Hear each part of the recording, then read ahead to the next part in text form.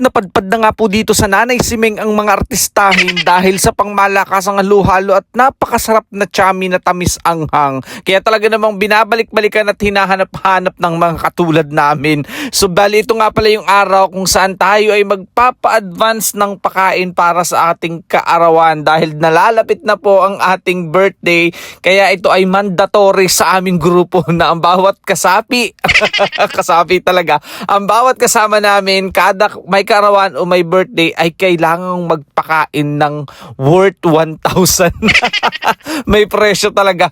At ito nga pala guys yung loob ng Nanay Simeng. O di ba may paganito sila, ang ganda, ang sarap naman sa mata. Bukod sa masarap yung mga pagkain, mag-enjoy ka din naman talaga sa paligid kasi napakaganda. O di ba? Kaya talaga namang hindi natin pinalampas yan at meron pang ganito. So pwede ka rin mag-picture taking dito, di ba? Kasi ang ganda ng paligid. Kaya talaga namang mag-e-enjoy ka rin bukod sa nasarapan ka sa mga pagkain. So bali ito nga pala, nagbayad na tayo ng ating in-order at ayan, medyo pikit mata tayo dyan. Ayan na nga mga guys. So ganito yung loob ng Nanay Simeng, di ba? Okay sila, napakaganda rin naman. So meron nito, ayan. Tapos malawak ha mga guys.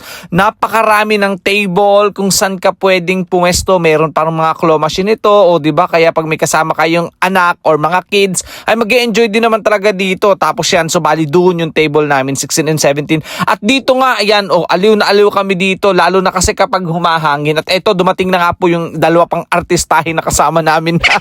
At yan ay gutom na kasi halos mag-aalauna na, lampas na ng alas 12. So naghihintay kami dito ngayon ng order. At eto nga, pagkatapos ng ilang saglit, nandito na. Grabe, sobrang sarap nitong chami na to mga guys, lalo na yung tamis anghang. Diba talaga namang malasa at masarap talaga yung kanilang pansit na to, na talaga namang binabalik-balikan. Pang malakasan natin dito yan sa Quezon Province. Oh, lalo na sa Lucena yung chami, alam ko.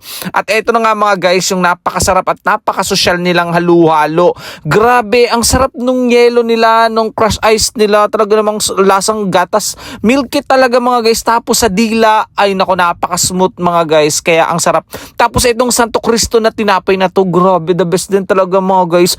Ang sarap talaga, nakakatuwa. Talagang mag-e-enjoy ka at busog na busog. Ito na nga, umatak na nga po sa pagkain ng ating mga kasamang artistahin.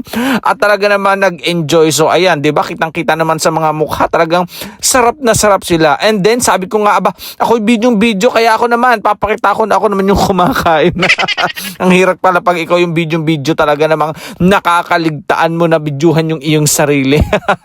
So eto na nga mga guys, grabe, legit ang sarap ng halo-halo at ng chami dito. Ito nga, dahil ang tagal din naming hindi nagpangita, naming magkakagrupo, biruin mo naman mga guys, isang buwan yan. Kaya ayun, diretso kwentuhan na rin, diretso chismisa na din. ng mga makabuluhan naman. Ayan mga guys, from ganon, tingnan nyo naman, o diba, said na said, talagang halatang sarap na sarap sa pagkain. Pagkatapos, umuwi na kami.